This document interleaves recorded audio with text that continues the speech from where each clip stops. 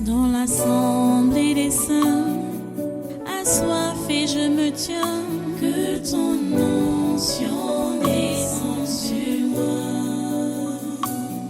Conscient que mon destin est dans le creux de ta main, que ton onction descende sur moi. Je suis disposé, assoiffé, que ton onction descende sur moi. Je suis disposé, assoiffé, que ton onction descende sur moi.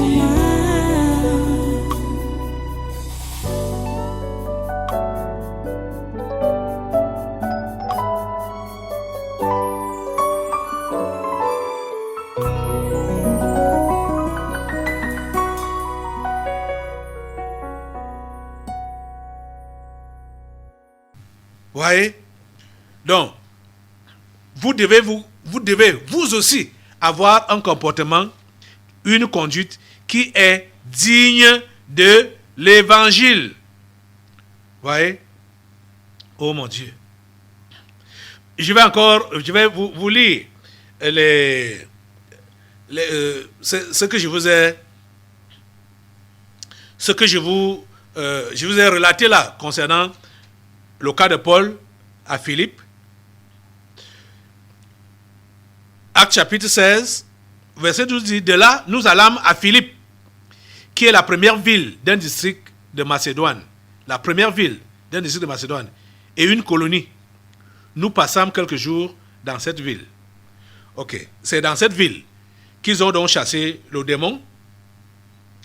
Verset 16, comme nous allions au lieu de prière, une servante qui avait un esprit de python et qui, devinant, procurait un grand profit à ses maîtres, vint au-devant de nous et se mit à nous suivre.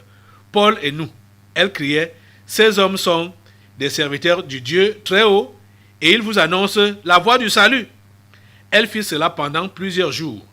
Paul, fatigué, se retourna et dit à l'esprit, je t'ordonne au nom de Jésus-Christ de sortir d'elle. Et il sortit à l'heure même. Les maîtres de la servante, voyant disparaître l'espoir de leur gain, se saisirent de Paul et de Silas et les traînèrent sur la place publique devant les magistrats. Verset 23. Après qu'on les eut chargés de coups, ils les jetèrent en prison en commandant au geôlier de les garder sûrement. Verset 25.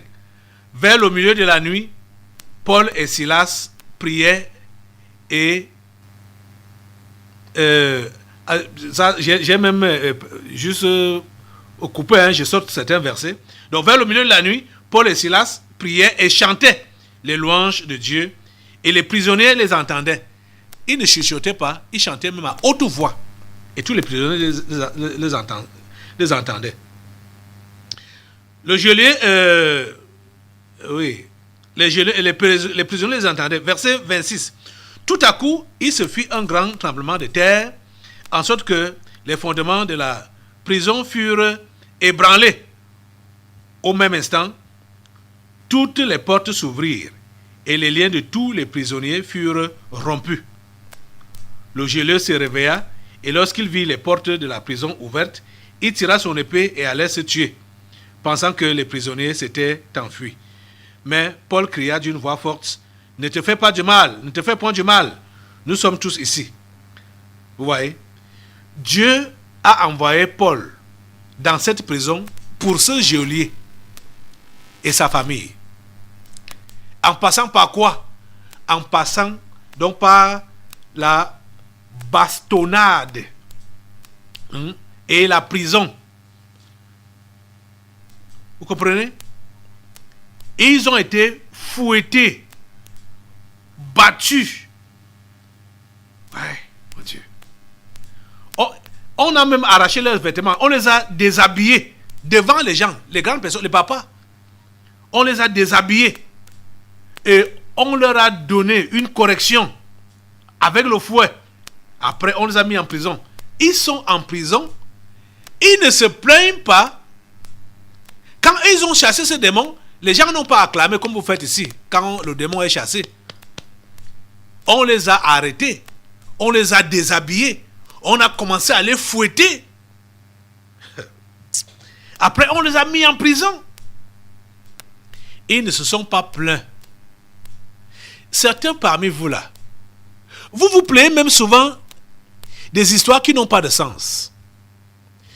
Comprenez une chose.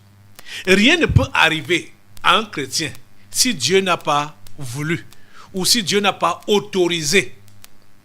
Même si c'est en mal, quand c'est l'autorisation de Dieu, tu n'as pas besoin de te plaindre. Tu n'as pas besoin de te plaindre. Oh, moi, malgré le bien que j'ai fait, malgré que j'ai chassé le démon, on m'arrête, on me fouette, on me met en prison. Paul n'a pas dit ça. Silas n'a pas dit ça. C'est à une autre occasion qu'il avait été lapidé, contrairement à ce que j'ai d'abord dit là. Ici, là, il a été fouetté, bastonné.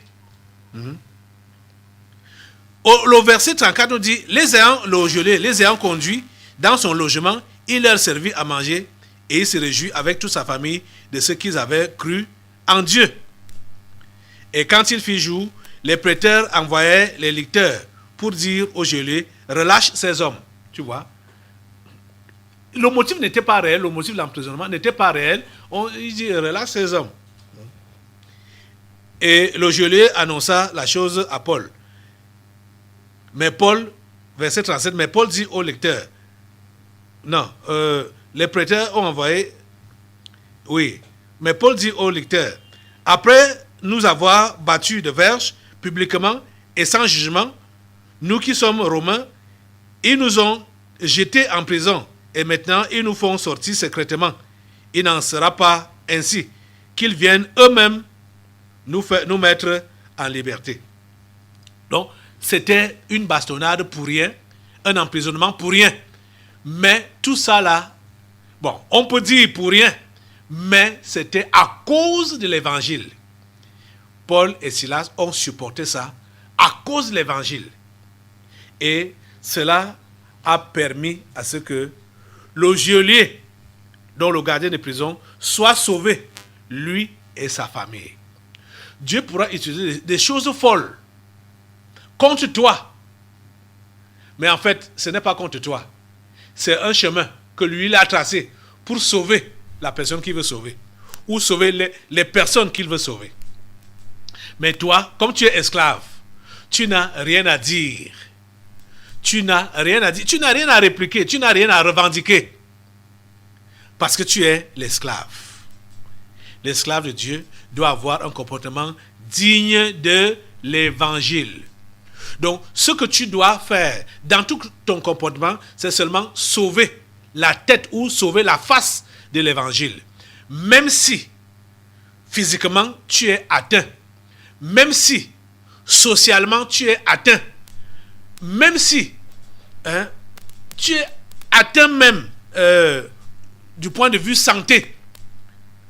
Même si tu es... j'ai dit, même si tu es atteint à n'importe quel niveau, il faut que tu supportes. Il faut que tu supportes pour que l'évangile puisse avancer. Tu as compris? Nous sommes à l'introduction aujourd'hui de ce séminaire. Je ne vais pas tirer de long en large. Comprenez donc que l'esclave de Dieu doit avoir une conduite digne de l'évangile. Quel que soit ce que cela lui coûte, ou quel que soit ce que cela lui coûterait, il ne va pas se plaindre, comme on a vu l'exemple de Paul. Et quand Paul parle donc aux Philippiens, les Philippiens ont vu ce que Paul a eu à souffrir et ce que Paul était en train de souffrir. Et c'est à cela que nous sommes interpellés. Jésus nous a interpellés depuis que si jamais nous disons que nous allons le suivre, nous devons être prêts à subir tout et à supporter tout, pourvu que l'évangile avance. C'est ça que tu es appelé à faire. Tu es appelé à subir tout et à supporter tout pourvu que l'évangile avance. Es-tu prêt? La première des choses, convertis-toi en vrai. Et sois prêt pour tout ce qui peut arriver. Lève-toi sur tes deux pieds et engage-toi. Lève tes deux mains pour dire à Dieu, Dieu, je m'engage, je suis prêt à tout subir, à tout supporter pour que l'évangile ne soit pas moqué, pour que l'évangile ne soit pas raillé. Je suis prêt à défendre cette bonne nouvelle au prix de ma vie, au prix de ma nomination, au prix de ma notoriété, au prix de ma classe sociale. Je suis prêt. Si tu fais cette confession avec ton cœur, c'est là que tu vas connaître une vraie conversion. Et tu ne seras pas intimidé ni intrigué par n'importe quelle menace ou n'importe quelle influence extérieure. Tu dois défendre l'évangile à n'importe quel prix. Seigneur, soutiens cet homme, soutiens cette femme et permets qu'il te soit réellement représentatif pour notre génération. Merci au Dieu de le faire. Au nom puissant de Jésus, nous avons prié. Amen. Assois-toi. Maintenant, nous allons passer aux délivrances prophétiques. Dans l'assemblée des saints, assoiffé je me tiens, que ton onction descende sur moi. Conscient que mon